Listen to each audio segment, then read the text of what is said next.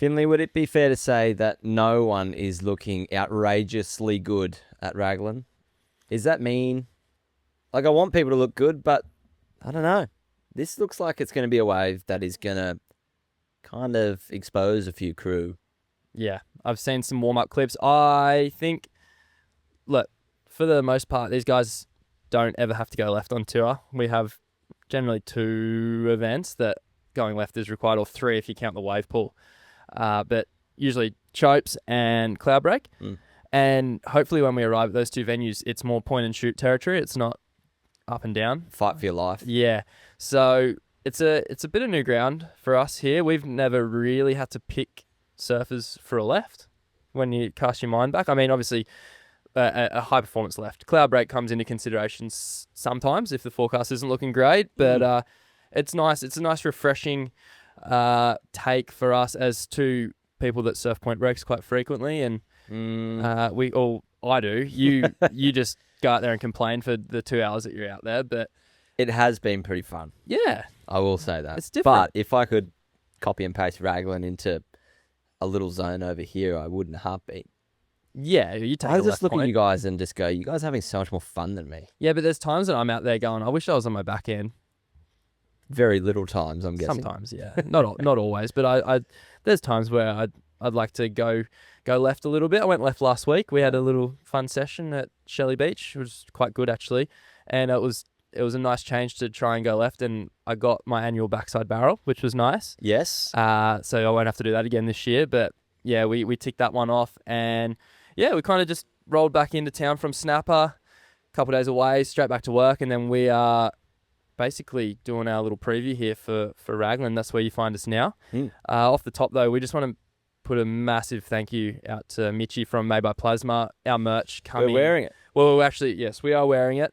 Merch will be up as soon as we get the website going, which might be, by the time you're hearing this, it'll probably be either that day or maybe the day after. So, but keep an eye on our socials because we will keep you well informed. But yeah, massive thank you to Mitch from Made by Plasma. If you need any screen printing, embroidery, any kind of event merch done, or even if you're a tradie and you want some tees for your crew. I was going to say that. We've been hit up by a few close friends saying like, oh, I just run a small business. Yeah. And I just need to get 10 hoodies made. 100%. That's perfect. Yeah.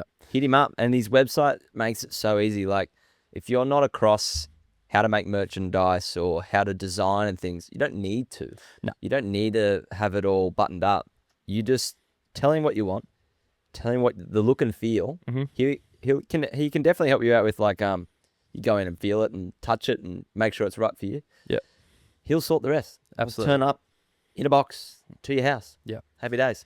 So in terms of our merch, we got black and cream is the colorway we've gone with. Mm-hmm. We've got black t-shirts, cream t-shirts, black hoodies, cream hoodies, and then we've also got a black and white take on our dad cap from last run, and we've brought back the classic camo that was so popular. The OG. The OG. But yeah, we're very excited to get that out, and we will make it well, I don't know, we'll make you guys well aware of when it's out. You'll have to be sleeping under a rock. Yes, yeah, if to you're miss not that sure. one. But yeah, we've got some important analysis to get into today because, like we touched on before, different territory here. Left Point, we kind of put on Instagram some people that we thought might be a little bit of little dark horses for this event on their back end, given we don't often get to see it. They, at least, no, 2 of those guys will feature in my fantasy team, which we'll get to later. I don't know about yourself, Zach. Yes. Yeah. Yep. So, yeah, without further ado, let's jump into it. So, forecast for this event, looking like we've got the forecast curse back again, unfortunately. You would have to think, are they going to get kissed on the dick by fairy and get 2 back-to-back? Statistically, very hard to do. Yeah. Well, unfortunately, it's not looking too amazing. No. And it kind of hurts this one because it's their first time. Mm-hmm. You really want to show the world. Well, I'm guessing there's some people who want to show the world how good it can be. Yeah. There's obviously people who are hoping for the worst forecast ever. Yes. So that they rightly fuck off. Correct. I would say the town's pretty 50-50 split from what I've heard. I watched a few little YouTube videos that the algorithm threw up of underground guys, like 300 views and like 50 subs, putting YouTube videos out. I'm Yeah. like, this is the gold I want to see and hear. Yeah. Yeah, it sounds like it's a very 50-50 split on pro WSL and not so pro WSL. We had one of those as well not too long ago.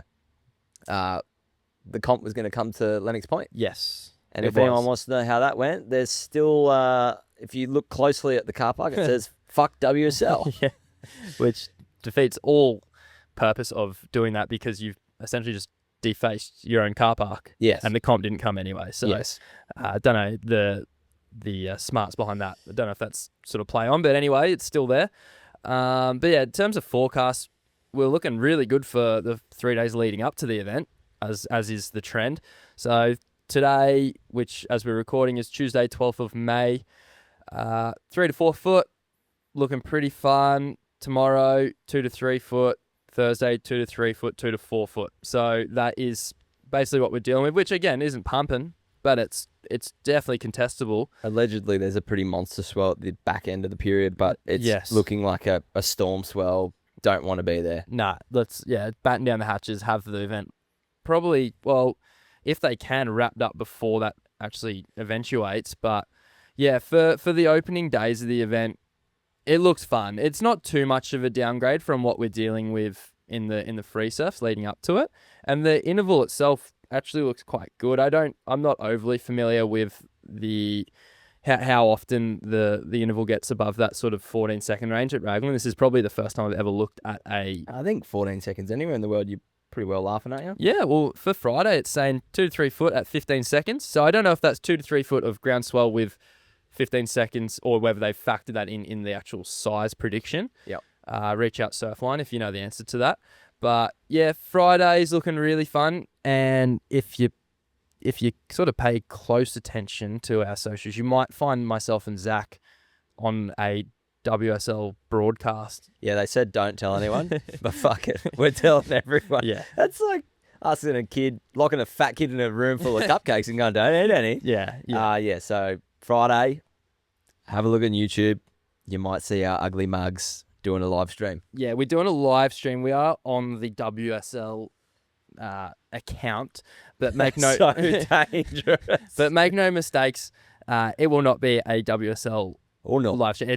We cleared that with them in a meeting we had. We said, hey, look, as you well know, our style is quite different to that of the WSL commentary team, and they said, we know that. That's fine. So if you're looking for professionalism, don't come to where we are. But if you want a good time, hopefully we can provide that for you. Exactly right. The only thing I'm worried about, Finley, is it starts at 4:30 a.m. It does. You usually go to bed at 4 Yep. and wake up at 10 a.m. Could be a bender. It could be a rough, probably heat or two for us to get warmed up. Yeah. First time doing live stream, and it's at 4:30 in the morning. At that time of day, I'm usually trying to put down a Woody Harrelson, so hopefully that doesn't make it onto the live stream. That's so skits. Sorry, just went a bit rogue there. That's some of the things you might hear on the roadcast. Well, Should we call it a roadcast? Yeah, the Largo takeover, and it is going to just be us dribbling. It's not going to be commentary per se. No, we're not going to be like, oh, and here he touches the water, and Yeah. this is where the board really gets on rail. Like you guys know where you can go if you get horny on that kind of stuff. But if you just want to watch two nerds who just love watching surfing, and will say it the way that it needs to be said, like. It's so frustrating when someone nosedive and they question the equipment. Yeah. It's like, it's not the fucking equipment. Yeah. Yeah. It's the world's best surfboard. They spend thousands of hours of refinement. Yeah. He just had his front foot a little forward. Yeah. That's what you'll kind of get at our live stream. Yes. So tune into that. There'll be links available, I'm sure. We're going to probably go live on our Instagram too. So that will be more of like a Q&A. So you guys far away. Yeah, tuning in throughout the day. We'll just be constantly referring back to the chat. And might get a few challenges going too. Yeah. Yeah. We'll do them. Oh, just thought of it live on the pod. Bingo. We both come up with words that are said throughout the day, and we play WSL bingo. Sure. Yeah. Okay. We can probably do that. If only Jesse was back on there. Why? Lateral. Jesse says lateral. Bingo straight away. Yeah. Done. Now we'll come up with some fun, some entertainment for the down the down periods during the day. But yeah, for the most part, it's just going to be myself and Zach sitting on. We still haven't really come up with a venue yet, but potentially his mum and dad's couch, and just dribbling. Yep. But Absolute get rubbish. behind it, because it sounds like if this is a somewhat of a hit and people like it, then there may be future call-ups again. So we would appreciate it if everyone could tune into ours. You'll be able to still see the surfing. It's not just our face talking. No, We're just a small box yes. in the corner, and then it's the full stream like you would see. So you're not missing out on anything. We're just adding value, that's all. Yeah, think live stream as it normally is, but just add mine and Zach's heads to it, and Yep. that's probably what you're going to get. Yep. But yeah, tune in. It could be interesting. We may also do irreparable damage to. I plan on it. Brand Largo. Zach may just absolutely. If there's ruin Woody us. Harrelson involved, it's bad. But no, the plan is to be. I mean, when I say professional, just usual without being too rogue. Yeah. That's the idea. Let's keep the Yolanda questions to a minute. Correct. No personal attacks at actual surfers in the chat, please. Everyone that tunes in, we will not be answering them.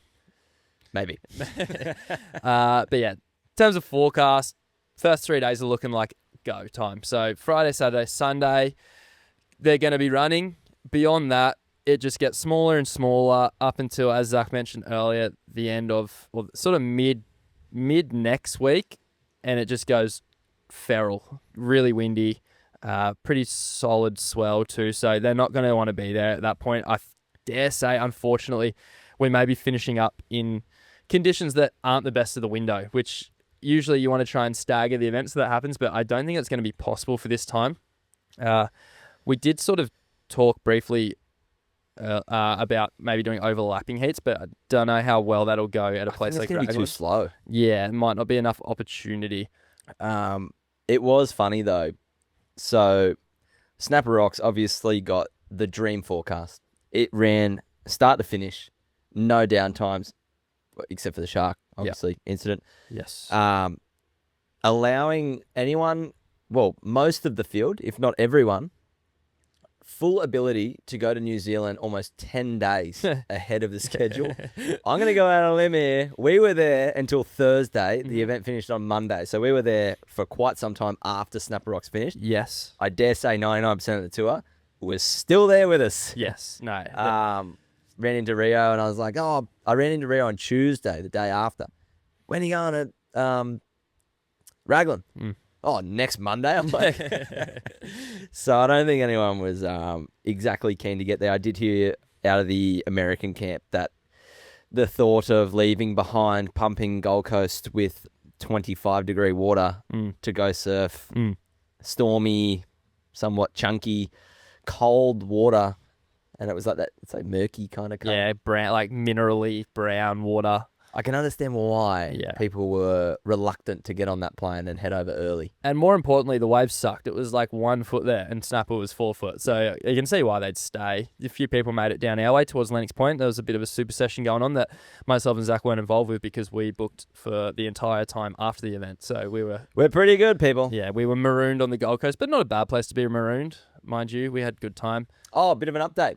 I have been absolutely combing our, it's my emails, waiting for an email from Reflections to say, it's 10 grand in fire smoke damage. Mm-hmm. We're all good. We're sweet. We're in the clear. We're in the clear. We had a plan in mind had they reached out, and we won't say it on here because it probably doesn't reflect amazingly on their safety policies. But I think you've just said enough for them to. You might as well blast it. No, it's all good. But they didn't come through with any sort of fine, so we were happy enough to I'm happy to leave it there. We had a redundancy plan if there was a big check that we owed. Yeah, we were going public with some pretty crucial information. We were definitely going to utilize our analytics at the back end of the podcast and say, here's who's listening. Yeah.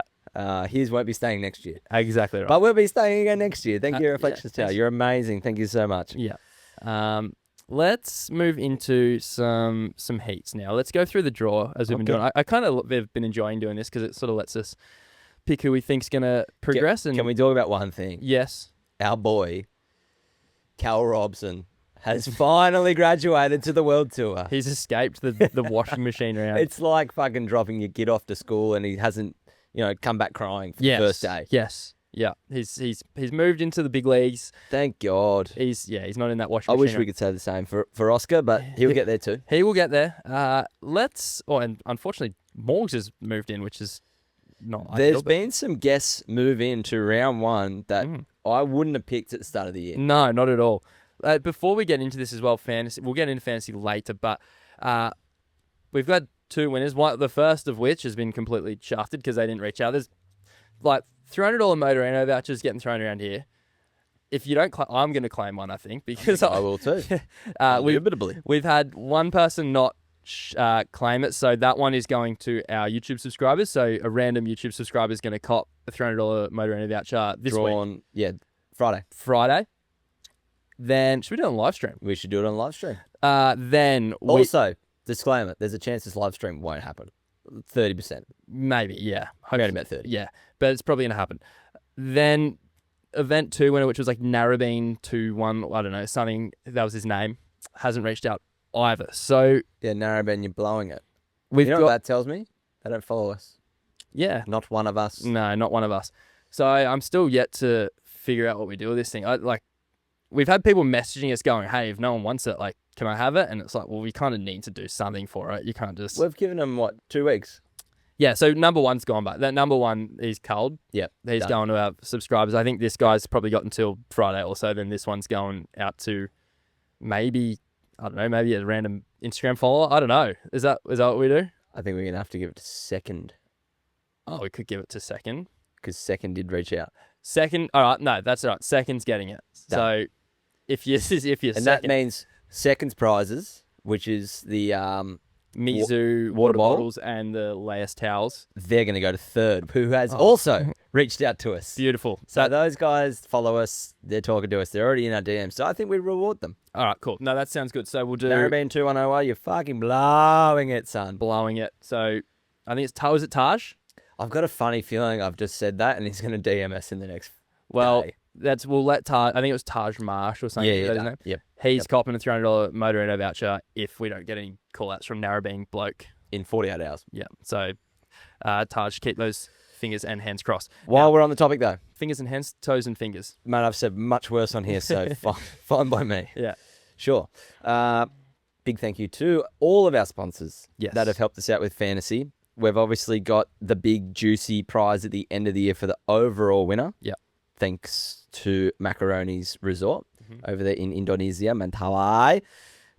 You'll get 9 nights free of charge meals and accommodation package. Just got to look after your flights because they obviously don't know who's coming from where. Yeah. So it makes sense for them to leave that part out. And the taxes. Yes. A few little weird taxes up there.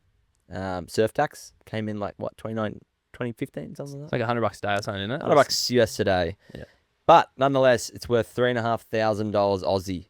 So the winner of the overall league is going to get that, as well as a signed jersey by the world champion, male or female, whichever you prefer. Maybe both. Let's ask for both. Yeah, correct. And then some Motorino gear, I'm guessing. Sure, figure that out. Yeah, we can probably work something out. They can get a t-shirt. You get a Largo pack. Yeah, we'll have some kit for sure. You get a Largo starter kit pack as well. So yeah, I would dare say I've been snooping around inside other leagues. I've been doing the dirty in the darkness of their leagues, and I don't think there's a better one for prizes, if you ask me. That one's the best for sure. Yep. Let's get into these heats. So round 1, heat 1, we have Luke Thompson up against local wildcard Tom Butler. Now, apologies to Tom here. Oh yeah, I've never actually... Tom's a great bloke, I have heard. Okay. Shout out Tom. Well, that counts for sunning. Fucking oath. Unfortunately, I've never actually seen Tom surf aside from the Instagram clips. I he's been reckon putting out. his dashboard on Instagram has gone from 3,000 a month to 303,000 a month. Yeah. There's probably been people asking him to throw a sports bet or some other kind of betting agency in his DMs against him too, not like for him to win. Yes, for sure. And I have heard from a fellow Kiwi, he has actually never done a QS. He's a free surfer. Like, he's not someone that chases the Rashi. Nah. And he just went, you know what? $9,000 up for grabs or whatever it is for a round 1 loss. I would be doing the same. 100%. Yeah, local legend. Obviously, he rips. Nothing against Tom. Although, there's a reason why these guys are the world's best and why Tom perhaps hasn't done some sort of a QS Challenger Series situation. For sure. I think Luke Thompson will be progressing through this one Maybe. quite, not, I won't say easily, but I think he'll do it. He would probably do it quite easily. We could be eating our hats here. I just think class-wise, is like you touched on, there's a reason these guys are up here and they've battled through countless QS Challenger Series events to get where they are. And just the learnings you get along the way, I think, are pivotal in how you actually surf on the tour. And I think for Tom, I mean, while pressure is not going to be an issue for him unless he feels a bit from his local crowd, but that shouldn't really be a problem for him. I think just class-wise, Lukey T is going to have a little bit of a class edge over him. Can we get an Aussie wildcard into all the events? Why is that? We were discussing this off camera, I think, last week when we were actually at the comp. Yeah. When we found out who the winners were of this event, the King and Queen of the Bowl. Yeah. And like nothing against all the local wildcards, but it is so fucking hard to get a wildcard into the Aussie treble. Like look at the wildcards that they've been. They've either been on tour, or they've been at the front of the QS for 10 years. Yeah. Like they're not really going to your local hero kind of crew. Like it goes to show like the strength of the Aussie, contingent that's just underneath qualification. I feel like this is just a luck of the draw type thing where we've gone to a very niche venue that probably hasn't been the most conducive to creating professional surfers out of it. And that's just what happens when you go to a venue like this. Like even when we had talk of Lennox Point, like there was some people that would have been in that event. Obviously Mikey McDonough probably is a shoe-in for a wild card there, but we would have had some relatively unknown people going for that wild card. But if you go through it, like let's just say James Wood gets the wild card. Yeah. 2-time world junior champion. Yeah. Adam Melling was on the CT for years. Mikey McDonough has surfed in multiple CT events. Yeah. Winner of a Challenger Series. Yeah, I get it. The list goes. Stuart Kennedy, giant killer. Yeah. Took down Ethan, John. Yes. Yeah. You see my drift here? It's like the things you fucking got to do for a wild card in this joint is incredible. Well, maybe if you move to Raglan, Zach, you might get a sniff at one. Although you might have to fight Luke Siedemann for one. There's already, from what I know, being in the industry, there's already bitterness between the Aussies and the Kiwis because they seem to go backwards and forwards a little bit. If you know what I mean? Okay. Like representing the country wise. Yeah. Obviously, I got to be respectful of our fellow Anzacs, but a lot of them come over here, but then go back. Sure. When it comes to selection time. I get it. So yeah, I don't think I'll be moving to Raglan to take that spot. Yeah, well, yeah, that's fine. I don't think you should do that either. I think Tom's deserved his shot. He won the event, so it's not like he's been handed this thing. He won the comp, and it had some pretty stacked heats too. It really did. Elliot Parada-Reed got second. Yep. And then it had the Quinn brothers, Maz Quinn. Yeah. And then Luke Siedemann. Yep. I think everyone was kind of hoping I it would didn't want him to come get through. one. Yeah. But yeah, it was a pretty stacked event. All right, Heat 2. Morgan two. Siblick, Billy Stammen. Another local wildcard here in Billy. He's been around the traps for ages, had a bit of a stint on the Challenger Series. He's been there about. I just think, again, this is going to be a class edge thing. Morgan is incredible. Billy's backhand, though, is really good. And as you can imagine, growing up in this area, you're probably surfing Raglans a fair bit. I think he's going to have a really good scope of this lineup, but I feel like Morgs is just going to be too good for him. I agree. It's I don't know. Oh, sorry. That was a bit loud.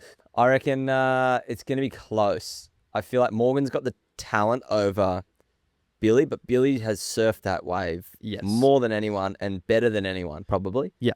From what I'm hearing on all accounts. It's kind of like I hate to say coin toss, but it's probably as close as a coin toss can be. This is a closer heat than the previous one. Like local knowledge versus skill, but skill is only valuable if you know how to use the wave. Yeah. So I don't know. I'm kind of lost on that one, but we'll get into our picks after. Well, let's go as we go. I'm going to pick Morgs to progress through that one. I went Morgs. Yeah.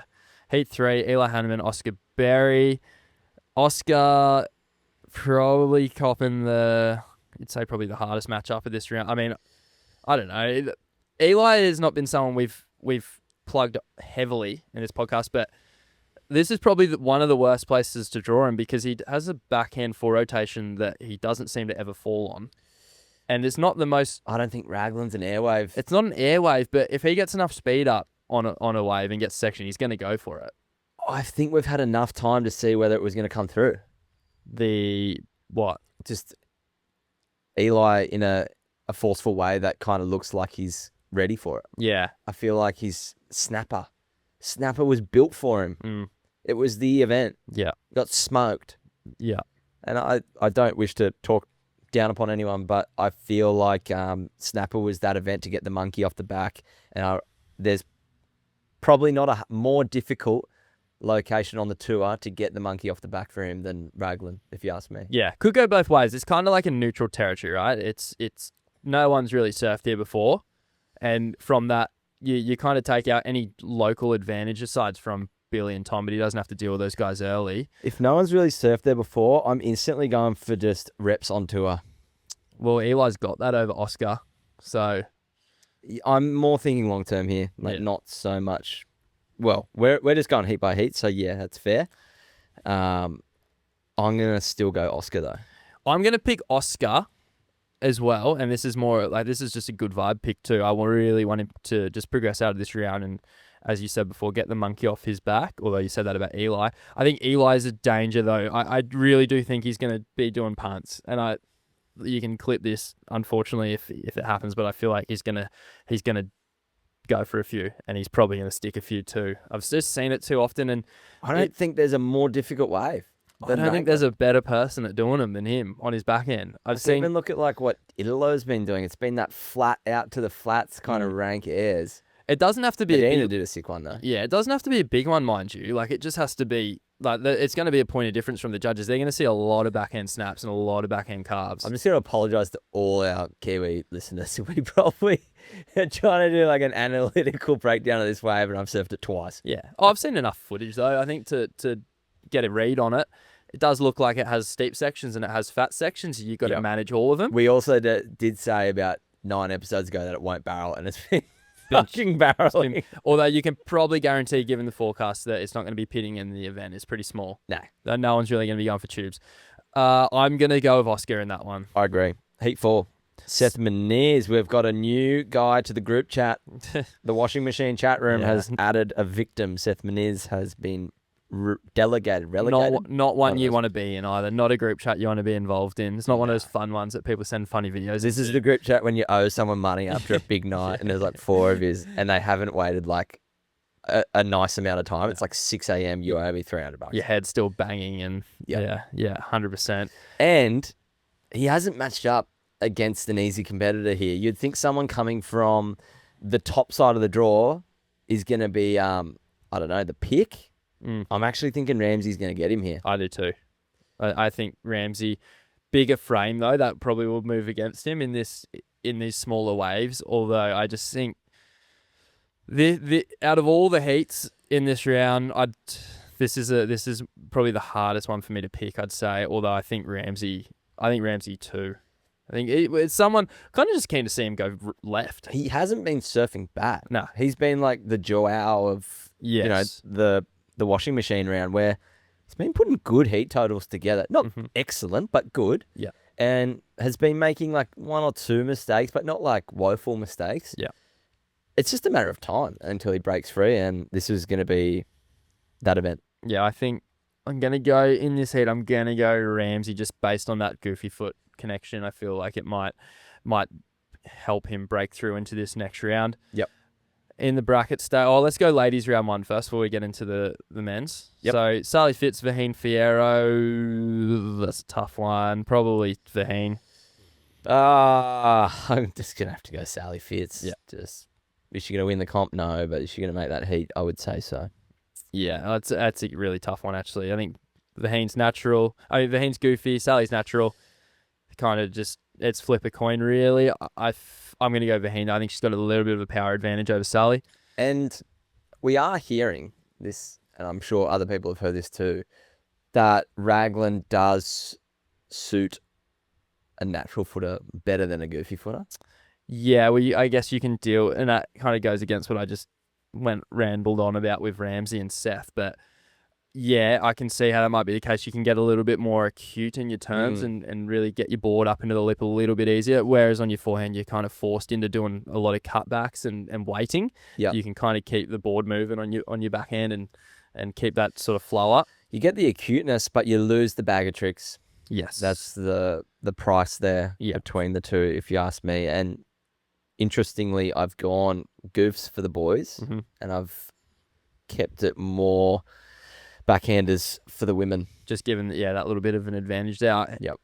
So I've gone because let's be real, like, the women aren't going to be utilising the air game. No, it's going to be a bit more. But the guys will be. So I went purely for that. Could be completely wrong here, but the goofs are going to be easier to go to the air on the forehand if the wind isn't absolutely crook. Absolutely, yeah. Horrid for it. Heat 2. Aaron Brooks, Yolanda Hopkins, Aaron. Heat 3, Tyler Wright, Francisca Veselko. I'm going to go Francisca. So am I. Both natural footers. Tyler's looking slow. I think Francisca's the new legs on tour, and she's gonna show that here. I think Tyler's just maybe a little bit past it. Even in her heats that she progressed at Snapper, she didn't look amazing. Yeah. I'm just gonna wait for her to show a bit before I start picking her. I agree. Heat 4, Carissa Moore, Bella Kenworthy. On 3, you say it. 3, no, sorry, makes sense to go up. 1, 2, 3, Carissa. I just think power advantage here. Bella's still got a small frame, and Carissa's probably one of the. Or I'd say Gabby's the most powerful lady server ever, but Carissa's not too far behind her. Easy pick there for me. And they're both. It's not like you got one natural and one goofy. They're both natural, so it's highly comparable. Carissa makes that one. Heat 5, Alyssa Spencer, Brissa Hennessy. I've gone Alyssa. So have I. But Brissa has a really good backhand on her. She's great. She spent a lot of time surfing places like don't think Cloudbreak. she looks fast enough. No, and the wave just looks a little slow. And Alyssa is the polar opposite. She looks lightning, and she's shown this year she can surf a really intelligent heat. And I think in waves like what we're going to cop, it's going to be slow. There's going to be big weights in between sets, and I think having a good strategy behind your heat is going to be basically invaluable. So I think she's going to progress through that one. I agree. Heat 6, Nadia versus Tia. Now, Nadia just broke through at Snapper. Some of the best backhand surfing we've ever seen from a lady in an event. And we apologise profusely to Nadia for any past grievances. She will get a Christmas card. Yeah, she's getting especially from Zach. So that's going to probably have some money in it too. You're going to have like a... Should I wear a hoodie, not wash it, give it to her? Oh, I think she'd probably burn it like the pizza you tried to burn. Isn't that what all girls do? Steal your hoodie? You can't tell me your partner hasn't stolen your hoodie. No, she definitely has for sure. But Nadia's not your partner, and I think after some of the things you've said about her, she probably wouldn't want to be your partner anyway. Fair. In saying that, I think this is...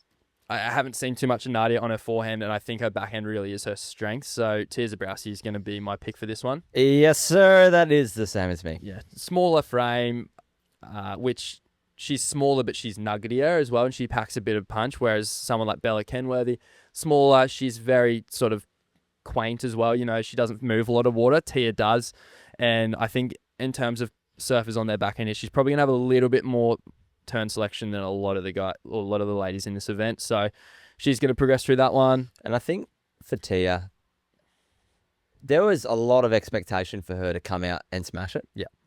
Now everyone knows that's not the case. No. So you would have to assume it's easier going from here. Yeah. Like what happened has happened. You might as well just wash it off, go again. Another thing is cold water. Mm-hmm. She's from a cold water place. Yeah. So this could be little bit more like home. Feel like she's at home for sure. Next heat here. Now, I didn't even look at one of these people in my fantasy team because I just don't think it's going to go well for her here. Yeah, so I think if you're picking Steph Gilmore in your tier A, you're tripping.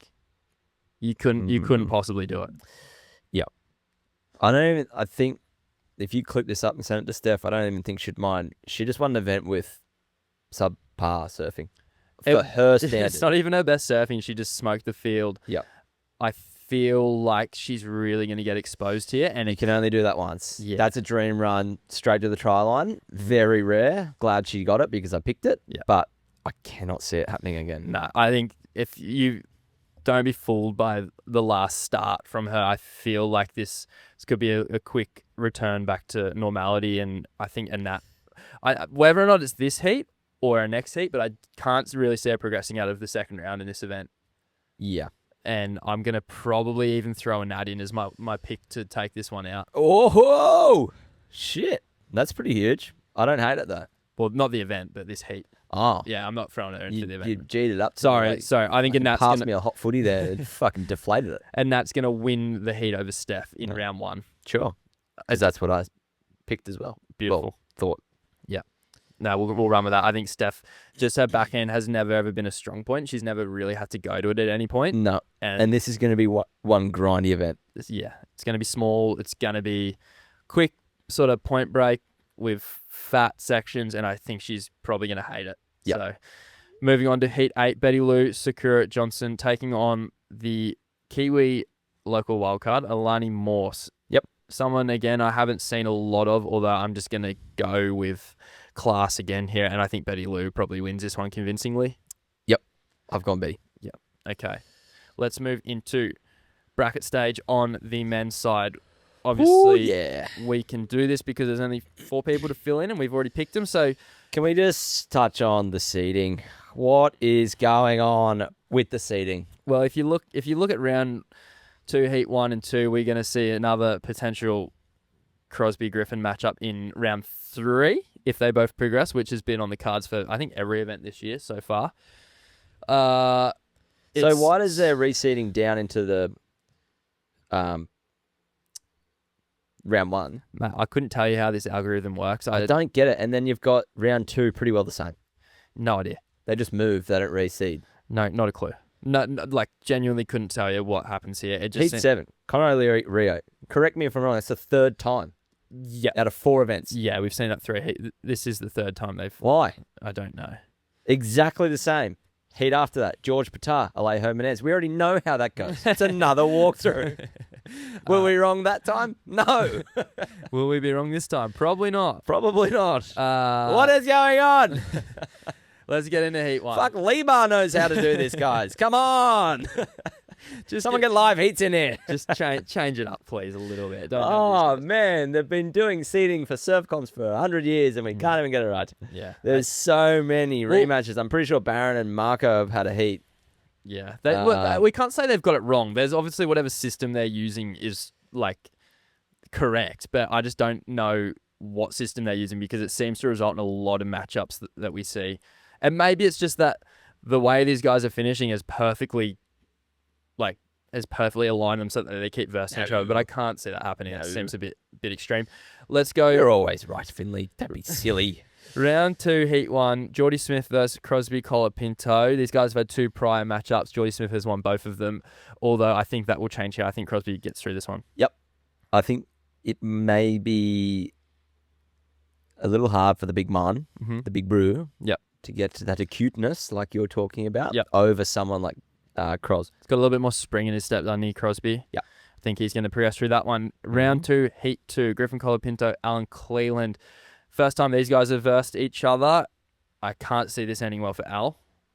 We did get told, a little inside scoop, local scoop there, that Al's looking good, but I'm going to have to jump on the Cros. Not Cros, Griffin. Yeah.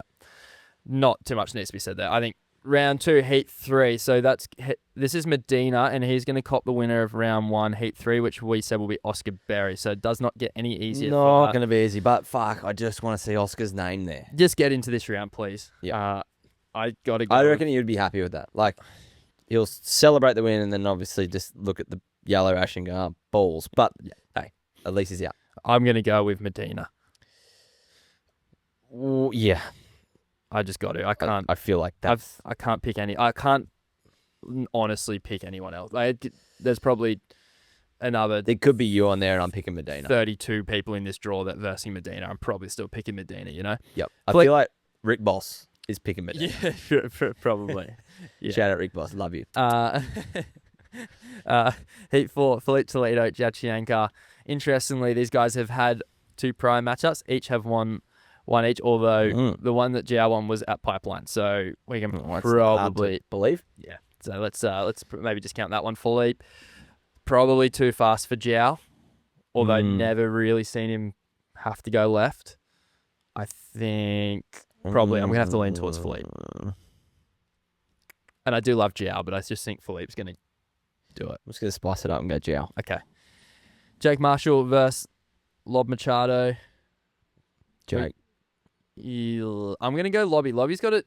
He did very well at Rottnest Island a few years ago. And I know fucking hell. I was not ready for that throwback. I know.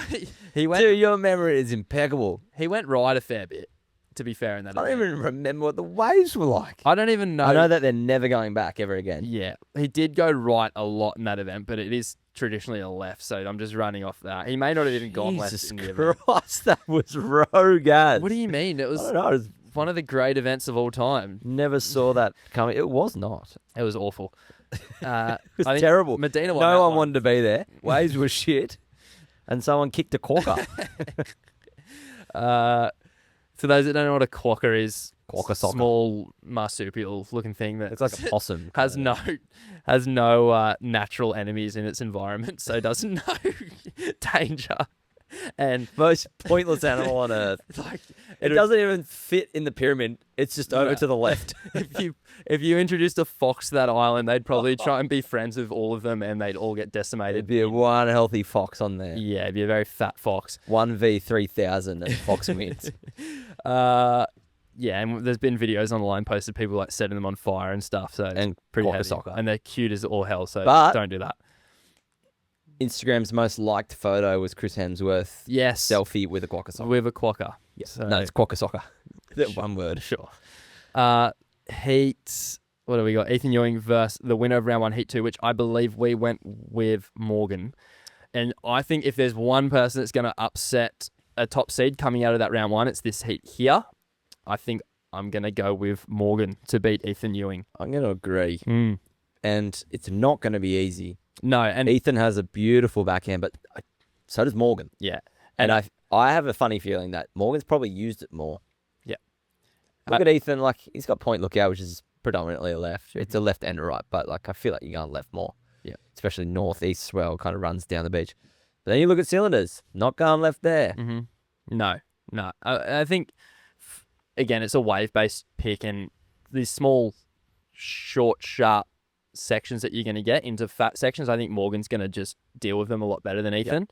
I think if it was a long, stretched out right where they can just go top to bottom, you'd probably put Ethan in as the form surfer there, but I'm going to go Morgs, just how good he is at sort of transitioning between turns and juicing waves. Heat 7, Quadzilla, Conor O'Leary versus Mini Quadzilla, Rio Wader. This is a really tough heat. Yeah, I think we've gone opposing here. Why? This feels like a stitch up. I went Connor. I feel like you've got Rio in your fantasy team and you're just trying to throw me down the river here. I changed. Okay. What the fuck, Finley? I've picked... Oh, full disclaimer, I had Rio, and I looked at that heat for about 5 minutes. Yeah. And I went, you know what? So many times that I've surfed with Connor at Northwall or Sharps, and I go, hang on.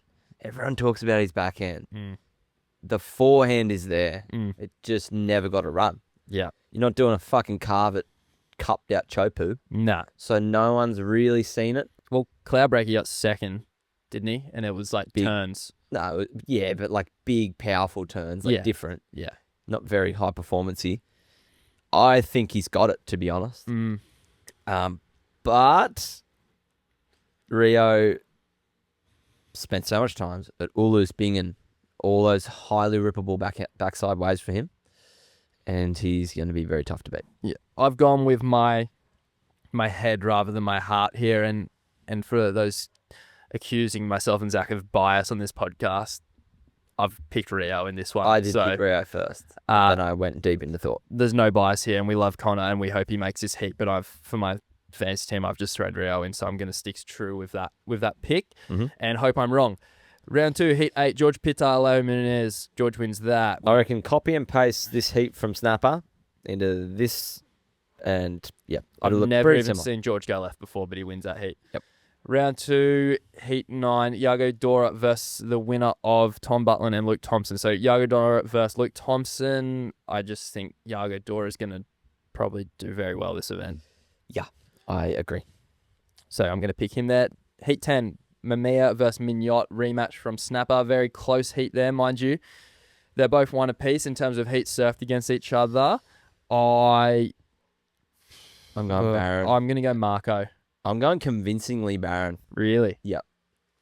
Just trying to think of times I've seen him go left, and I haven't seen either of these guys go left that much. Although, given Marco's I've seen Barron go left at pipe, but Yes. it's a very different story than going Won't be left using those skill sets here. No.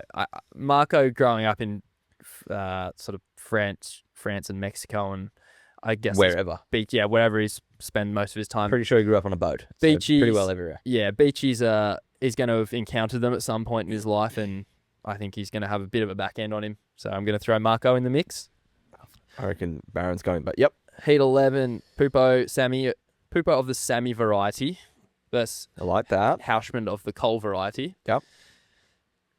Ugh, tough one. Sammy's electric. Cole's just an absolute lead foot. I'm going to probably maybe Sammy. I've gone Cole. Yeah. I think Sammy, based on wave size again, had this forecast been a little bit bigger, I'd had no issues chucking Cole in there. We've seen what he can do at places such as Sakurema and North Narrabeen, two famous victories, and I feel like Sammy, I don't think he's going to have enough canvas here, Cole, to show that. So Sammy's going to be a little bit more up and down, a little bit more snappy, and he's probably going to get the chockies. I'm going Cole as the underdog of this event. Okay. The reason I say that, as soon as this stop was posted as a stop, he went straight there. Yep. He put the time in. He went there. He saw a swell. No one else really did, I don't believe. Maybe one or two of his squad that he travels with. Yeah. I'm going to say that Sammy Pupo did stick around on the Goldie. Yep. I'm going to go out on a limb and say Sammy Pupo has never been there. Yep. Never surfed it. Yeah. So Cole does have an upper hand advantage. Yep. As well as being on the forehand. So I'm just leaning towards Cole. Sure. Yep, I'll go Sammy. Heat 12, Leo Fioravanti versus Mateus Hurdy. Tough one again. Probably Leo. I think he's going to be a little bit more powerful than I'm going to Mateus. go Leo. Yeah, I think backhand. They're both going to be, they're both natural footers, so they're both going to be on their backsides. And I think Leo's going to have a bit more spray than Mateus. That's going to go a long way for him. Heat 13, Italo Ferreira versus Heat 4 winner, which we suggested would be Ramsey Bookham. I went Ramsey, and I'm going to go Ramsey again because Italo looks unsettled, and I feel like he's got like surf ADHD. And it's just, this is not a wave for that. Yeah. This is a wave where you go to the bottom, you go to the top, don't think about what's coming, because it always looks like it's coming. Yeah. And then it starts to bend back around. Yeah. Pretty sure there's a little boat ramp there. And next thing you know, it's done. And I watched him surf, and honestly, I saw Medina fall into the same trap where they do those little S-turns next to the whitewash, waiting. Wave ran out. Yeah. I feel like he's just going to be a rabbit, just looking for a route, just going. There's nothing there. Sure. Do you know when he gets in those moods and he just starts doing those flat spins? Yeah. He did it at Trestles. And he did like 6 airs, all of them okay. Yeah. But never like, wow. Yeah. I'm feeling that. I think his flat spins will be enough to beat Ramsey in this heat. Okay. I'm going to go, I don't think he's going to need a massive heat total to beat Ramsey. Unfortunately, I think it's anything in excess of 12 is probably going to be enough. And I think he's got 12 points in him. Look, it's fucking Italo, so you're completely right. He'll do a full rope at some stage and I know you go, the wind. Italo doesn't care about the wind. He just does it. Early grab, Sally Fitz. Yeah, he just does not care. And it doesn't matter if it's offshore, onshore, up the face, down the face, left, right. He just does it. He could go really far out on the face, do a forehand carve, and then go back, hit the whitewash, do a full rope. Yeah. I wouldn't put it out of the question for him. Kanoa Igarashi versus Joel Vaughan. It's another rematch. Yeah, it is. And one that it's actually not, Zach. And They've never versed each other in their life. sorry, I'm looking at the next heat. Oh, right. Yeah, no, this is not. Kanoa Igarashi and Joel Vaughan. So I'm going to... Jolie... I'm going to go Joel in this one. Kanoa's a little bit more clinical. Although I think Joel's due a heat win at some stage. And I think like it could that. come here. I like that. I'll support that, and I'll jump on that band with you. Yeah, I think this is a more level heat than probably if you checked your sports bet account. They probably have Kanoa the red hot favourite here. I think that might be one. Not by much. I reckon $1.30 and then $1.90.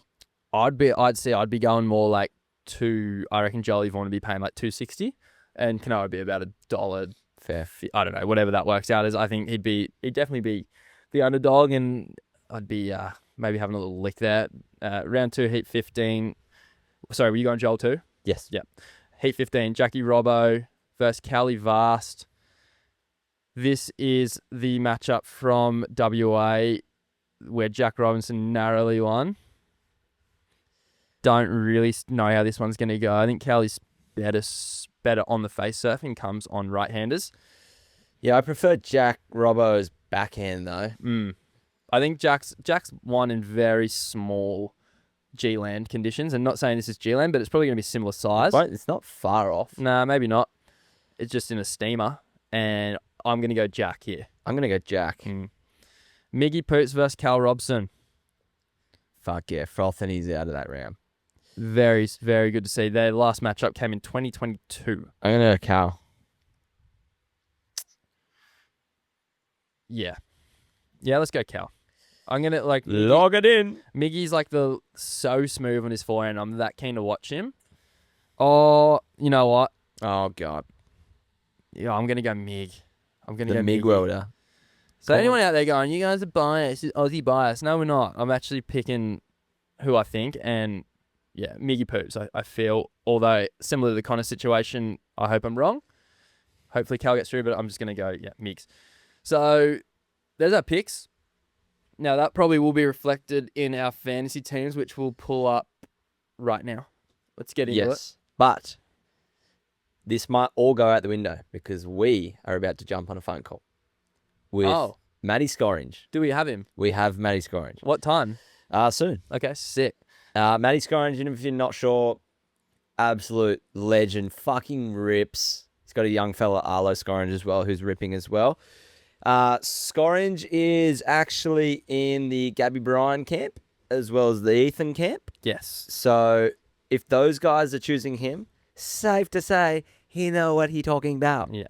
So we're gonna have a chat with him soon, but let's go through our fantasies first. Yeah. So Matty will obviously have his own influence on and probably related to who he's coaching. I imagine they'll feature in his teams. So keep that in mind. But also he is a local guru and he's gonna probably put us into some good picks, I imagine. Yep. On the men's side of things, do you want to go first? Have you got yours up, or do you want me to go first? Sure, I am ready. Go. All right, so Tier A. You are blind, deaf, and dumb if you don't have Medina. Yeah, you got to have him. So, Medina, Yagodora. Also, though, if you were like a little Blind, bit deaf, sick and in the dumb. hand and you were blind, deaf, and dumb, as Zach put it, you could, because he's going to be close to 100% owned in people's fantasy teams. If you wanted to duck when others are weaving, then this could be the event, given how slow it's going to be. Although you're a braver man than I. That's like going down a hill on a penny skateboard and not falling off. Yeah. Tier B, or do you want to go to your Tier A? I'll go tier. Yeah, let's go tier for tier. I've gone same as you. Gabby and Yagi Dora. Like it. Tier B, Cole Houshman. Conor O'Leary. I love that because it's going to decide. Like, I've got Rio. So I've gone Rio against Connor, and I've gone Griffin against Ali Klee. Okay. Not bad.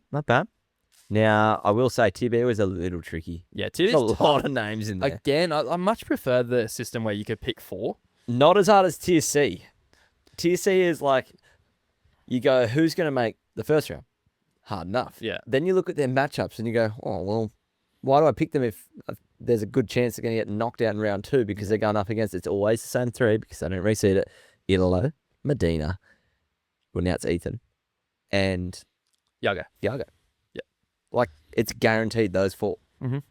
Anyway, I went Morgan Siblick, so he's going to beat the local lad. Yep. And Ramsey Bukayam is going to beat, or refresh my memory, Seth. He, I've gone with Morgan because I think he's actually going to do quite well in this event. That's not even like I have to pick him. Like, I'm pretty keen to pick him. The other one I've gone with and this does defy my usual strategy, but as Zach mentioned before, I just don't really see many of those guys breaking through this round 2 barrier. So I've picked Al Cleland, who actually versus Griffin, but he's seeded into the round 2 already. So It's almost like a sacrificial pawn in chess. Like, It you know is. it's gone, yeah, but there's something else coming. 100%. And like on the off chance that Al does beat Griffin, then I've got Al, who's gonna, you know what I mean? He's already still in the event, and Griffin. A lot of people will pick Griffin. So Al was mentioned by a local source. yep. So Looking that's good. Yeah, and for those wondering, I'm pretty sure you get the highest points from round 1. So if you pick Al and he doesn't surf in round 1, you get the highest heat total from round 1 as his points for that opening round. So if someone puts up 14 points, you get 14 points for Can Al. they make a fucking like quick reference guide Yeah. for this shit? Like, Yeah. why do you... Ah. Learning that from me. Okay, After the fact. women. All right, Tiro. Gabby Bryan, Molly Pickles. Gone Gabby. This is the first time I haven't picked Gabby this year, I don't think. Just a spray machine. She isn't she? She just takes off and does 3 slaps on the back end. It's a spray machine. Yeah. She's in the Scorange camp too. True. Yeah, so he'll be able to give us And he's an absolute whiz. yeah, he's going to be able to give us some insights soon. He's actually a top G. Really nice bloke. The top G. Yeah. I've gone Molly Picklum Mm-hmm. and I've gone Sawyer Lindblad. Okay. I nearly clicked it. I nearly did. Yeah. I I think Sawyer. just think the forehand's going to be a little tricky for the women. Yeah, I think Sawyer's become quite known for her backhand serving, but I reckon given where she's from in the States, I reckon she's surfed a lot of like events at, like Huntington and places like that where you go on left a fair bit. I reckon she'd have a pretty lethal forehand on her in small waves too. Mhm. I reckon a small wave quiver would be dialed in. TB. TB, forget what I just said about Mm. forehand because I went Alyssa Spencer. The reason I went Alyssa Spencer, she's obviously great at surfing. Yep. It's more a strategic one, that one. Mhm. Just the way the heats line up, Sure. that one. Yep.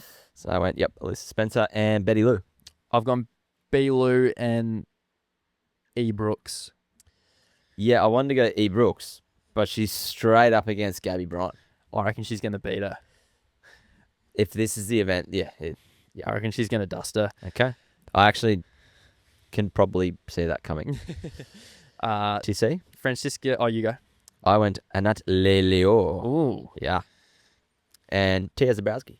Yeah, I've gone Francisca Vaselko and Tia Zabrowski. Yep. So there's the picks. And There's your- Poweries. Like everyone. Mm. Is it you? Nah. It didn't. Nah.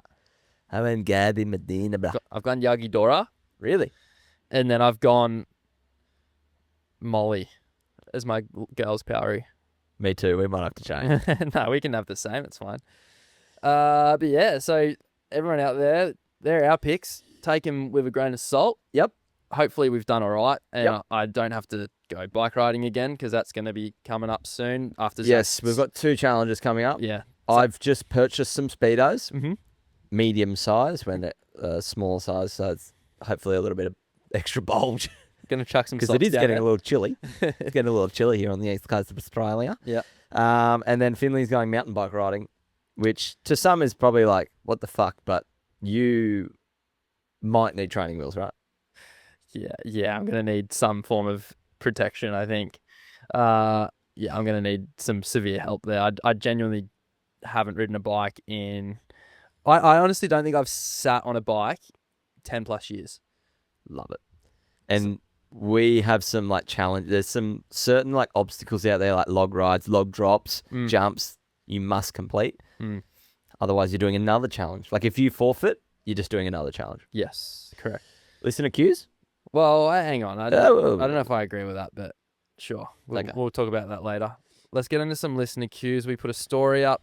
Like always, have- thank you to Oh, everyone. Yeah, we've got a lot, I think, once again. It does warm our heart when we put out a story and you guys actually take the time to write down and engage with us. It's We sick. do appreciate So it. nice. Josh Hackfeth. Hackfeth. Sure. Josh Hackfeth. Can Ethan go deep into finals on his backhand? No. Oh, I wouldn't shock me. Wouldn't be the I biggest know, shock. but like based upon our last hour of conversation, we haven't picked it. No, I don't think he's going to... No, I But don't nothing think... shocks me anymore. Nah. I don't think he'll get past quarters. Mig Welder winning bells. Yep. No one picked that. No. Not even Miggy's mum. Jack Payne won. 2 minutes on the clock, needing a score. Is Tyler going right at Rags? Yes. There's a potential for that to happen, Jack. Yes. Yeah, there's some right-handers going down. Yeah. We'll Straight leave that into one the there. seaweed kelp fucking rocks of Manu Bay. Yeah. I am loving the Americans saying Manu Bay. Manu. Manu. It's Manu. Manu Bay. Shout out to the Maxi Kazi Manu Bay. It's Brody Jr. No? Yep. No, there's no N between the It's J. Brody JR. Who is one regular footer that will actually be a match for the Goofies on their backside? One regular footer. I'm going to have to go Griffin against anyone. Yeah. That's definitely a backhand that I'm thinking Rio, Sacramento. Where did they go again last year? Rio? No. Brazil. Sakurama. Yeah. That event last year. Fucking incredible. I remember Griff getting a really good result in like France or Portugal too on his backhand, going upside down. He's probably right up there in terms of the top goofies and his brother. Sorry, natural footers and his brother. And then I'd also throw Rio in there. Yep. George Mountjoy. Just a little tidbit here as well. I just found out Alani Morse, who was the ladies wild card from New Zealand, she's actually 15 years old, so she's young. She's a youngin. Wow. So She's almost the youngest. Yeah. Hang on a minute. I'm almost sure you got to be 16 to do the tour. don't know. This girl's not. We've talked about this on the pod. Someone sent Didn't us the a little- DM. Nah, the little bloody Miss Chopu. Yeah. She got the wild card, and that's what triggered the question. And someone in the DM said, fairly sure in the rule book, you got to be 16. wasn't she like 12? Yes. She deserves it. She serves Yeah. a barrel better than any of these chicks on the tour. Swear on my life. I saw a clip of her in the last week, and She's letting go of the rail. She's ready. She's It's gonna. like, I haven't even done that yet, and she's Nah. fucking letting go of the rail at Chopes. I went It's scary. the early crow last year, saying she was going to win the event. Probably a bit young. I think this year she'll get the wild I card. remember the waves were fucked last year. Yeah, wasn't that good? And she also I don't think she had the ability to paddle herself back out yet. She was that young. She was probably used to getting pushed in. Still, I think now this year into next year, she's just gonna start winning the thing and probably be really tough to beat for the rest of time. I agree. Comes from a good family too. Yeah. George Mountjoy. Who's going to win? Gabriel Medina is going to win. Yeah, I'm going to stick with my fantasy pick and go Yago. And Mick, Ladies, Pickles. Yep, Pickles was going to win. Connor Ray for Zach. Oh, thank you, Connor. Oh, for me? As a goofy footer, are you picking NZ or Chile for endless left points? I'm going Chile for sure. Just a little bit better. Yeah. I've spent some time. I've actually spent a lot of time in New Zealand, but only probably 2 times at Rags. It's fun. And it's a perfect 6.5 out of 10. Yeah. I know I didn't serve it the best, but I got it pretty dreamy, and it's sick. You just get to work on the front wrap, but are you kick stalling and getting barreled, coming out, kick stalling, getting barreled, coming out, kick stalling, getting barreled, like in Chile? No. Chris Cote. Hello again, Chris. Goofy or Regs? This one's a tough call. So I've gone 50-50.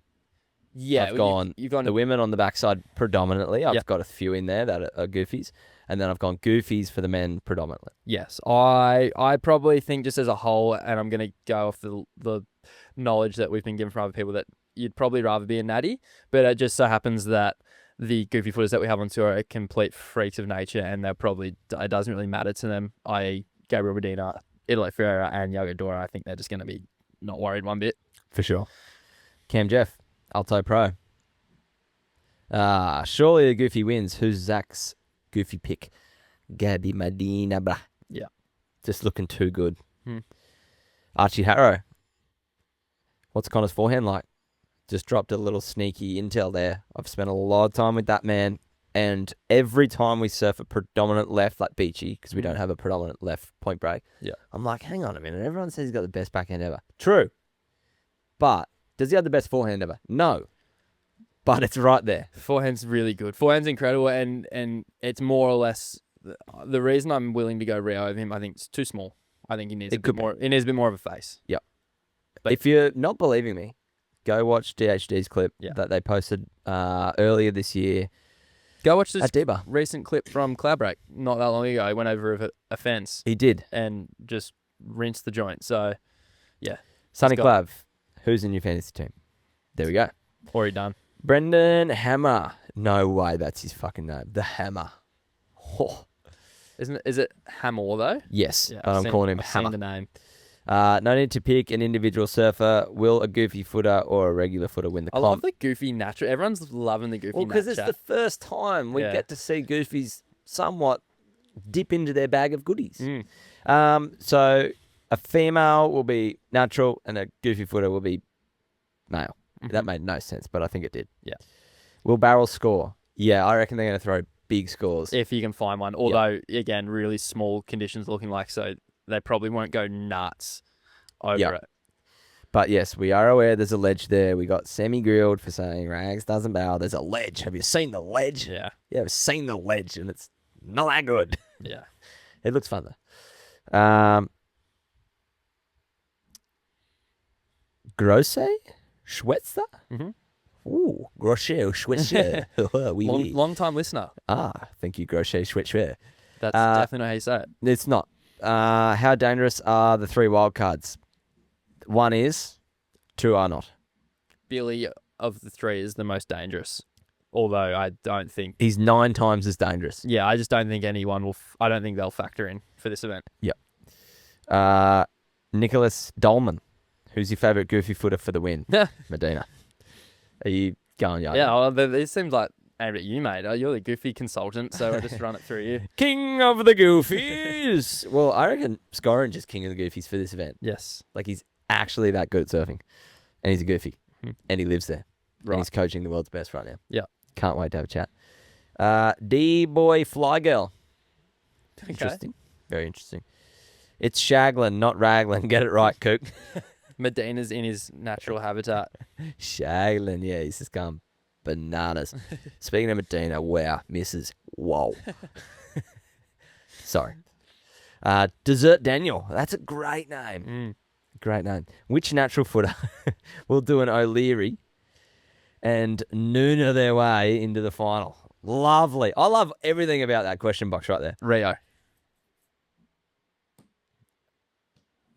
Ironically, he will beat O'Leary if that happens. In That the would first be round. ironic. Yeah. So I'm just going to let that go through the keeper. Yeah. Greg Mack or Greg MC420. Funnily enough, we're sitting in a shed where I had my first bong and my last bong. First and last. Yeah. The same one. Yes, first and last. It was never again. Coughed for about 3 weeks. Need 2 passes to come watch, so I don't have to listen over the fence. Oh, maybe must be a local. I don't understand the question, but He I needs a would couple- happily have some passes if he wants to pay for them or Yeah. get them, obtain them. No, I think he's saying he wants passes so he doesn't have to watch over his fence. He can go to the event. Well, Just if watch he, our stream, bruv. if he lives up there, then surely got the best view ever. Yeah, maybe. But yes, great option. Just watch the stream, bruv. Watch our stream. Josh Goodwood. Not about Raglan, but thoughts on the deterioration of Italo style. This has crossed my mind, and I don't think it's a deterioration. No, I think it's just exposed because we're actually seeing it on a long wall. I don't think it's a deterioration. I think it's an alter ego that he has. Oh, It just comes out. It comes and goes. He falls into character, falls out of character. In character is that really good, surfing that we see. Out of character is not what one it of your kind of feels 2.0s again, is it? no, because Italo, I would never say Italo has the best style. No.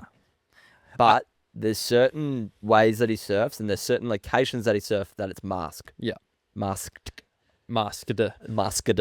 I reckon I just think this is his style. It's just we're seeing it on show because he actually has to link more than one air I together. think when he has to work for it, the cracks start to show. Yeah. When the waves make up for it, he can absolutely cause havoc. Lucky for him, he doesn't have to go left much. True. Yeah. Max Hall. Will we get Raglan Surf Report in the commentary booth? Fuck, I hope so. Yeah. I hope so. I just don't know. I reckon they will. I've just gone on Instagram. There's a video of him absolutely decimating the local sea urchin population of Manu Bay.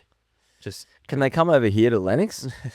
Mate, I don't think we got any left. I haven't seen a sea urchin at the point in quite some time. You're going into the wrong zone. Oh, clearly you are. That's why you're seeing them. Dirt. Yes. From the hut down, Yeah. all the way down to Brockies is, oh my God, it's like a 85% chance to get one. Yeah, right. Owen Kilby, Sketchy Seth gonna be a standout. He says he's every event, to which I go, no, No. I don't think so. Not yet. Not in these ways. When he backed up a comment. He said, Al Cleveland also looking sharp in the Okay. warm-ups. So he redeemed himself okay, there. I think I don't pick either of them. So no. We can talk about Seth when we start getting to Chopes and places like that. That's when he will come into the fray. Yep. Shout out to Junior Source though. Long time listener since day one. Yeah. There's not that many day oneers, and he's a day oneer for sure. We sent his father sauce bottle, Gordo. Our first ever episode said, listen to it, let us know what you think. I think Owen and brother Flynn were present also. Yep. So So I don't want to say co-founders, but it feels like they're part of the yeah, furniture. it does. Love you boys. Charltham. Will there ever be a boy born that can swim faster than a shark? Lovely. Yes. Yes. I reckon we have a chatty to Maddie. Chatty to Maddie. Chatty to Maddie. We'll load up the chatty to Maddie. Thanks again for listening. We'll tune back in next week. Hopefully the event's done, but if Mostly not, done. we're in dire straits because the rest of the forecast won't be looking too crash hot. Also, look at our socials. We'll let you know about this live stream. Yeah, and Pretty sure merch. it'll happen. 70% chance it'll happen. Yep. 30% it won't. 100% chance that merch will happen because it's literally just over here. And look, I've actually got some here. That's a hoodie. Proof And it then we got the exists. black, which what we're wearing now. I didn't grab a cream jumper, but we got this color as well. And then we got cream jumpers with the pink logo. If you don't like pink, maybe not your drop, but we've heard that a lot of people are digging the pink. We'll leave us to it. Thanks for listening. Here's Maddie. Yoo-hoo! Nice. Sorry to keep you waiting, lads. Oh, not at all. Thanks for coming on. I'm sure you're a busy man this week. Hey, mate, finally, us Kiwis are needed for something, eh? Good. How's it all been down there? It looks like there's been some fun waves this week, huh? Yeah, it has been. It's actually been pumping on both coasts. East Coast was actually really, really good, like Friday, Saturday, Sunday, which obviously has nothing to do with Raglan, but it was it was good to see some swell just around the country. And then yesterday, obviously, it kind of cleaned up enough at Raglan to sort of show some moments, but yeah, still kind of raw and pretty disjointed and unorganized, but nonetheless, like some pretty epic highlight moments, with low and a few of the crew doing their crazy stuff and some tubes, but I mean, really a lot of closeouts. It was far from a good day on the ledge. It was just big enough and low enough to actually have some moments people were pulling in. But yeah, the swell was just a little probably just a little west, so it wasn't like running properly, and it had like a wide section pushing down. But yeah, it's good to see some swell and see them all out there. Are you showing them who's boss? Mate, I paddled out today and I caught 2 waves, and all I was doing was I was just helping Ethan with some lineup stuff, and one wave came to me with no one that looked at it, and the last one was a 1-footer to get into the rocks. So Sure, that one that you're talking about before the 1-footer into the rocks, everyone was like, "Oh fuck, who's that guy?" yeah. Who's that washed up guy? Yeah, totally. I was just telling Finley, I'm like, man, Matty's scoring rips, so I'm glad everyone gets to actually see it in the flesh. What are we looking at waves-wise for this one? Is it going to be pumping, worst evers? It's kind of a hard one for us to read. Like, I've spent time there, but I don't really know what I'm looking at. Yeah, it's not worst evers. It's just not pumping, And so, like, the lucky thing about the swell is there are some days with some good period, which will like give a pretty nice ruler edge type of point break wave. And when I say ruler edge, like take that with a little grain of salt because it's Manu Bay. That means at least the lines are, quite groomed. There's good energy for the height. So we'll see some good surfing. Like when they come through, there's going to be like a nice, shoulder high canvas for them to work with. But there'll be some big lulls with that longer period, which more Sunday shows the longer period. Friday, is a little less. It's kind of around sort of 14, 15 seconds. So that will be like a little weaker, but still, again, around that kind of chest shoulder height. And then there'll be slightly less lulls, so maybe a little more action, but less quality in each set. So maybe like one good one in a set, whereas Sunday will hopefully have like 3 or 4 options per set that'll hit good. So that's okay. But it's just I personally would rather see them at like 4 to 5 foot onshore raglan, where there's just sections and options for Idlo and those sorts of guys to show that kind of creative side that they clearly have been shown thus far, in the kind of free surfs and everything like that. Yeah. And you've got Ethan and Gabby in your camp, right? Yeah. So working with Ethan and Gabriella. So they're both been going really well. Gabriella came over for a good swell a few months, or maybe a month and a bit ago, and so she scored and she kind of got used to the wave. So she's feeling quite ready and familiar with it. I think a lot of the people that only flew in yesterday are tripping still, like just really tripping, because it was just really like massively changeable Manu Bay. Like it's already a kind of wave full of potholes, but there was no rhyme or reason, and so everyone was kind of really a bit, just perplexed with it all. But today it did groom up, particularly in the afternoon. So I saw a lot more sort of like happy faces, but it was also really busy. So they were struggling to get their own little moment to try and put it together. But at least they knew what they were looking for, which I think a few of them felt good about. And Ethan, fuck, he's mate, the guy's got a backhand on him, mate. It's awesome to see. Yeah, like I laugh at people saying, "Oh, how's his backhand?" And it's like, mate, the guy knows how to use a rail, whichever way he's going. It's insane. Yeah. Yeah. And you mentioned that sort of longer interval that we're going to be dealing with in this forecast. Can catch a few guys out with waiting, but do you think the strat for this event's going to be you're going to have to put yourself on those bigger sets and sort of risk waiting, or is there going to be opportunities to surf in between the sets?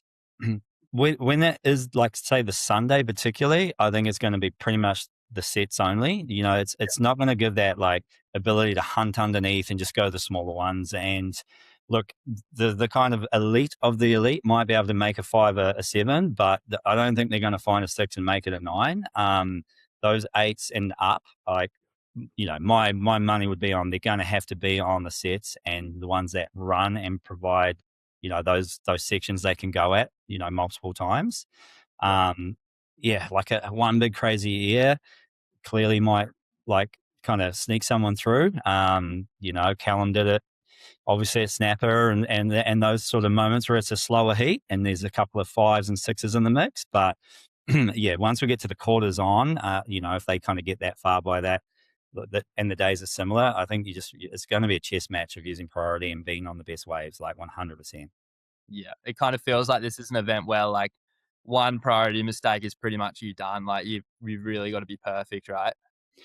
Yeah, it is. In saying that, like I'm expecting, and like we'll see, but I'm expecting within the sets to be multiple opportunities. So like if there's only 2 out and you take off and that one sort of fattens out on you quickly and you kick out, like there can be a repeat opportunity on wave 4, 5 to, but only be 3/4 up the point, but still get the damage done. So there might be a few little like lucky makeups there, but a little bit like Snapper. Sometimes they take off, they move down the point, and then get like a good one that someone out the back might not see. And Manu Bay, in its own way, has exactly that same component where if you're a little high on the point, a little far out, you can not see the ones that hit and really hit the reef and double up, particularly on the higher tides. So I expect a bit of that to be happening for those that get a little lost. And yeah, I mean, with that said though, you're going to get probably 2, really good priority decisions that you get in 40, and that third one, if you're lucky, and if you muck up,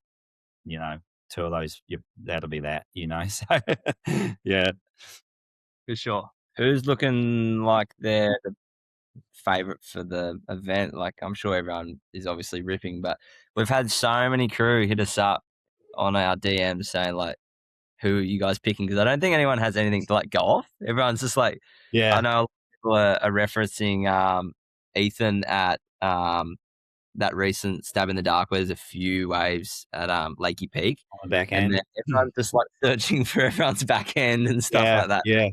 Well, I mean, look, without a doubt, Ilo's just been the standout. Like no one's going faster, no one's going harder, and like this Money Bay is not a rail wave. Like if you think of like snapper and you've got mixed tight wrap at snapper, you think of Geordie and you've got Geordie's like big elongated down carve.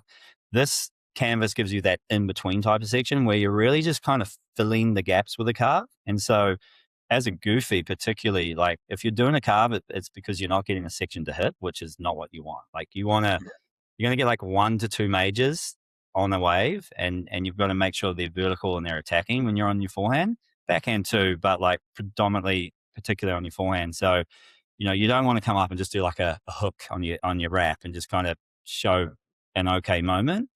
And Ilo, as we know, he's not known for his carves, so he's coming at it so fast and flat and just like pushing the foot, using a lot of fins, but there's so much speed and aggression.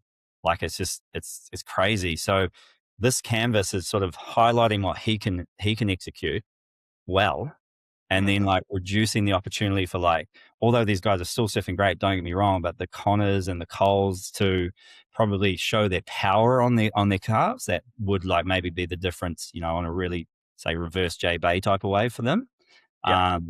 Yeah. So he's kind of got his cake to eat it, too, at this one. And obviously you got this morning sickness every morning too here, which is like kind of like J Bay mornings as well, where it's just like a chattery wind up the face, but it's just crazy pump wind if you know how to deal with it. So Idlo and Gabby have just, without doubt been the standouts from that kind of category. But yeah, backhand, honestly, Ethan, and again, not just because I'm working with him, but I mean, everyone on the point, just he's got that crazy carve that he does to connect, and he just fans out so much power and spray. And I don't think anyone's in that quite like him out there. So everyone's trying to surf tight and in the pocket, and that's clearly like good surfing. But if he can throw that variety, I think it's going to be a real like separation for him. But yeah, I mean, like Morgan, Kanoa, Leo, like a bunch of them are looking super tight on their backhand and super sharp as well. And of course, on the women's side, like, Gabby's powerhouse, if she can get her waves like and do what she does, like any event, like she's going to be so hard to beat. I saw Betty Lou do probably one of the best female turns I saw today. She cracked it, gave it a really good, like, powerful, finish, and that kind of got the crowd going. And then I will have to say Erin Brooks is looking pretty sharp on her forehand too, with her like forehand electric. She kind of fits that category too on the women's side. Holy shit, you've just thrown a cat amongst the pigeons with our fantasy picks already. Holy moly. You said some good things. I'm like, yeah, that's what I was thinking. Then you said some complete opposite things to what I was thinking. Now I'm like, fuck. Well, I mean, like I haven't seen Rio surf yet. He's got a crazy backhand. He looked really good here earlier in the year. Yeah, I mean, I don't want to name any names, but I'm seeing a bunch of others struggling with the wave, and it's not their surfing not being able to do it. It's just like they're not getting the right waves. They're not maybe just putting the turns in the right places on the wave yet, because most of them been here 2 days, and they're the world's best. They're going to figure it out. You take the crowd away, they're gonna do some great surfing. But when you see them and they don't look like they normally do, you kind of see a difference, and then someone else like that is connecting with the wave stands up, and it's really contrast like to those that are kind of getting it dialed in, and those that haven't. What are you whispering in the ears of Gabby and Ethan? Don't give us your secret sauce, but like, what are the common kind of mistakes that you're seeing out there? Mostly just how you set up your majors. So there's a real like kind of rhythm out there it's not a wave. I was having this discussion with Ethan today, like, and he was like, man, you just can't build that rhythm, right? Like just bang, bang on your backhand. You think of like, say, Connor on a couple at Snapper where he got that first one and then it was just like rhythmic, right? And each turn was bigger and stronger. You can't find that groove out there. It's non-existent. So you've got to S turn to set up a vert, and then you've got to shallow off the next bottom turn to connect the lip before it disappears. And if you go too deep, that pocket just flattens and you're in a pop hole. And so it's really just kind of finding that, the non-rhythm and how to connect.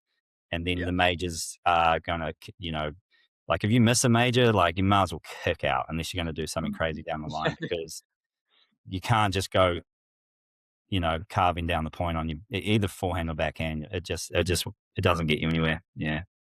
Sounds a bit like Link's Point. It does. It sounds a lot like it. Yeah, Is it yeah. a way where you can kind of bank on an end section, or is it pretty much you're more than likely just going out to sea and pulling off? Mate, with the forecast, like on the low, you might get some sandbar end sections that come at you. But the size is too small to bank on that. Yeah. And I was sort of breaking it down a wee bit yesterday with the team, like, because there was two types of waves. The ones that kind of come underneath, double up and run, and that's more like, get all the money and turns out the back. And then there's ones that can be a bit flat at the top, but then connect down and then come out of decent end section. And you've probably seen Elodooniers on that and so on. But yeah, that's when it's 4 to 5 foot and up. Yeah, and it's like it's hitting a whole nother like part of what we call the sandbar. But when it's smaller, it's more on the reef. It's hugging the reef and it's more bending around, like coming kind of flat and then bending around the point. And so as soon as it hits the corner, if you haven't got damage done or you can't see a wall where you're going to get like a little double up kind of vert down the line, it just kind of tapers off on you and you end up doing cutbacks. So fuck me, I've done a lot of comps out there where I've cut back my way all the way down the point for a 4A and like, fuck. So, it You're can the best be cutback ever after those ones, eh? it's a long paddle out. Yeah. After that, that's for sure. But, Can you give us a bit of just like some of the wildcards in this event, or really all of them apart from Billy? A lot of people have never heard about or have seen them surf before. Can you give us a little bit of info about, is it Tom and Lani? Is it Lani? Alani. Alani, yeah. Yeah. So, I mean, never been heard of purely. I mean, Alani's just turned 15, young, definitely like our next generation of super talent. She's, also been invited into the Stab High. Like she's doing proper ears for a young chick, which, like not many girls, if any, are really doing in the country. So she's got that progressive element. She lives here at Raglan. She knows how to do a backhand Rio. She knows the wave very well.